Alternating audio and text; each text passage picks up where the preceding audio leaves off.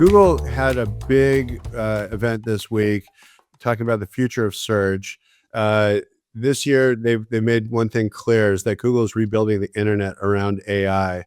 They unveiled new Gemini-powered agents like Gemini Spark, a personalized information agent that monitors topics for you, a completely revamped search experience where prompts expand dynamically.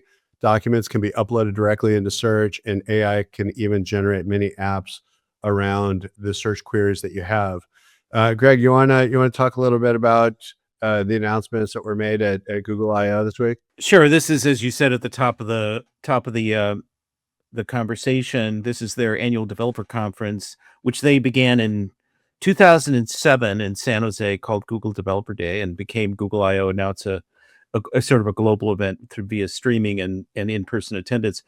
And it's really mostly directed toward investors, toward institutional investors at this point. And developers are sort of there, and they have a bunch of sessions where they explain things.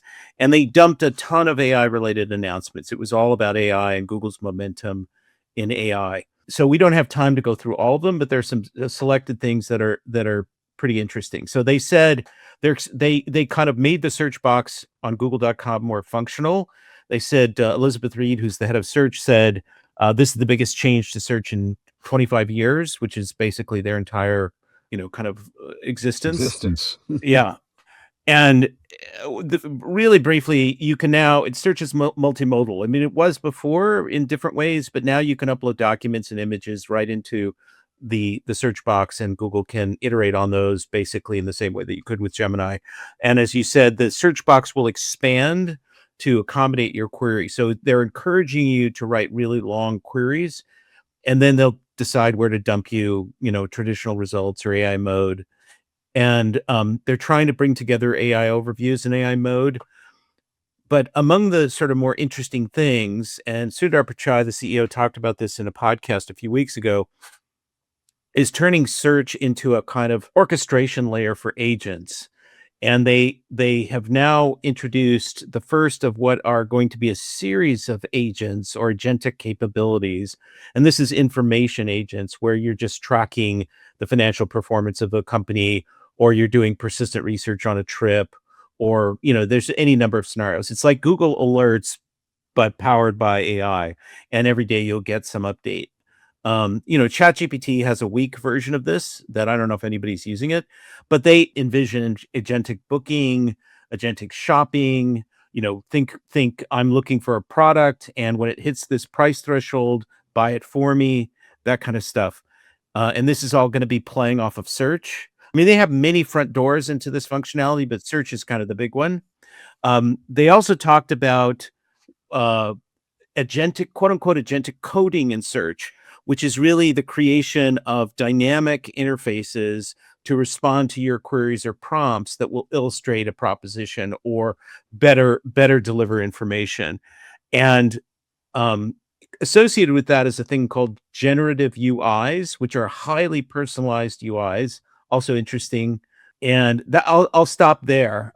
There's a bunch more to say, but the big thing is that they're really going all in. They've had this kind of fragmented universe of AI experiences, and they're really trying to bring them together into a more coherent whole, and also deploy agents behind this to get things done, what have you. And the impression that you get kind of coming away from all of this is woe be to publishers and the old internet, where people would click away and go and do things on other sites. All of those just seem to be fodder for Google to answer your questions or deliver information or whatever. Oh, well, no, I'll talk about the ads in a second. Grist for the mill, all of it, right? All the publisher stuff. So, by the way, I will just say, just to double click on one thing you said, those last two items, right? So a bespoke custom kind of an interface or whatever, and a illustration or a model or whatever to answer a question specifically.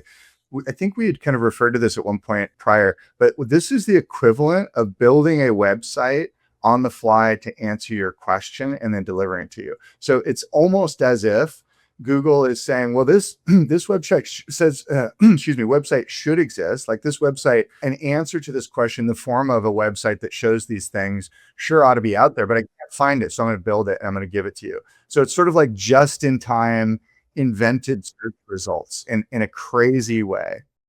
They have a patent, which they haven't implemented yet. They have a patent for dynamic landing pages where they assess the quality of a third-party landing page. And if they decide it's not good enough, they're going to build one for you. They'll spin it up for you or for that business on by themselves. Yeah, and this is, I mean, we've talked about variations on this here before around, like you are a website builder for local businesses, why not go to all the local businesses in your area and have an agent rebuild it in a way that's performant and good lead magnet and whatever, and then show it to the business and say, hey, do you want this? Now, Google is bettering that by saying, click here and we will redirect to this new version, right? Like that's insanity.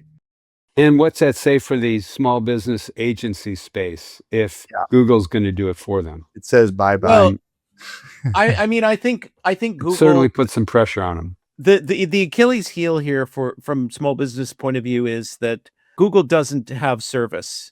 They don't have any customer service or customer support. They do if you're a giant enterprise. If you're spending a ton of money with them as an advertiser, they will give you a lot of attention. But if you're a small business, they don't care and they don't give you anything. And so that's where the agency can operate, is in that, most small businesses don't want to do DIY stuff, no matter how easy it gets. They want a trusted partner to come in and, with a reasonable margin, not outrageous, and do things for them. And that's where those agencies will have to live. We can do these things for you. We'll do it in an economical way and we'll show you performance, There's always a need for sense making, especially with all these new technologies coming to market. And one of the other announcements that Google made this week was Google's native AI ads, and that's one of the biggest announcements that they've had in the advertising space in a very long time. What the ads are is that they're ads that are built directly into the conversational search experiences. And the reason why it's important is because Google hasn't been really able to monetize their chat space with AI overviews or AI search. And so now what they're doing is replacing this whole experience with a native advertising experience, more conversational. Greg, you want to talk a little bit about what that experience is? Yeah, really briefly, at their Google Marketing Live event, they introduced these new native ad formats. So they really have 5 AI formats that they're using, one of which was introduced earlier this year. I'm not going to go through them all. What you should know about them: one of them lives in search primarily. The rest of them are in AI mode, and they are expanded. They have more content. They're visually engaging. They're interactive in some cases. For example, they have a thing called Business Agent for Leads. Chatbot goes inside an ad that allows the user to ask questions. Information is drawn from the website. All of these things are richer experiences and in some cases interactive. In one case, you can check out within the ad. They brought their Universal Commerce Protocol into the ad. That's direct offers where you can click through, engage, and buy the thing right there in the ad. So these new ad formats, Google will learn from them, they'll improve them, they'll expand upon them, really kind of remove the barriers to them getting much more aggressive about integrating AI into the experience, the main search experience, and really accelerating that whole process, because they could not abandon their ad revenue, and this will now allow them to transition into a more AI-centric experience. What this conversation sounds like is 25 years ago, a little bit, when there was an industry that had billions of dollars in ad revenues, and along came a new technology, and they couldn't make that transformation, and somebody else came and did it. And Google's got $80 billion a quarter in ad revenues to protect, and yet they're finding ways to take advantage of the new technology. And there'll probably be some money that moves from this bucket to this bucket, but in some, it'll probably be more money in their buckets than they had before. Google is making more money. You know, when mobile came along, people said, "Oh, Google's done," because it's a desktop experience, and they were able to successfully make that transition. ChatGPT showed up in November of 2022. Oh, Google's toast. Google has successfully made the transition here, relying on its distribution and its monopolies It's very impressive, heavily, though. very heavily. But they are not falling prey to the innovator's dilemma. You know, they are making those transitions. Self-destructing. Yeah. Yeah. By the way, you know, you can imagine a world now here putting these ideas together of an ad that's for a business that doesn't exist yet, that's being generated on the fly by Google in order to fulfill the need that is being described, talked about. I mean, that's Well, and these ads, just to underscore this, these ads are almost all dynamic. So in other Yeah. words, the Google is doing the work based on components that the business provides, the website, visual assets, product feeds, and you know, Google is doing the optimization. I mean, it's on the one hand like incredibly impressive, on the other hand scary and, you know, dystopian. yeah, late stage capitalism at its finest. Any one of these platforms, when you go use them, especially for shopping, any experience where an ad might work in the environment, it collapses the purchase funnel. You go in there and you start asking questions that are more discovery questions. You start getting your answers. You get closer to the path of purchase. You then are pretty soon ready to buy something. You've gotten the answers that you need. Now you need to actually get it and go.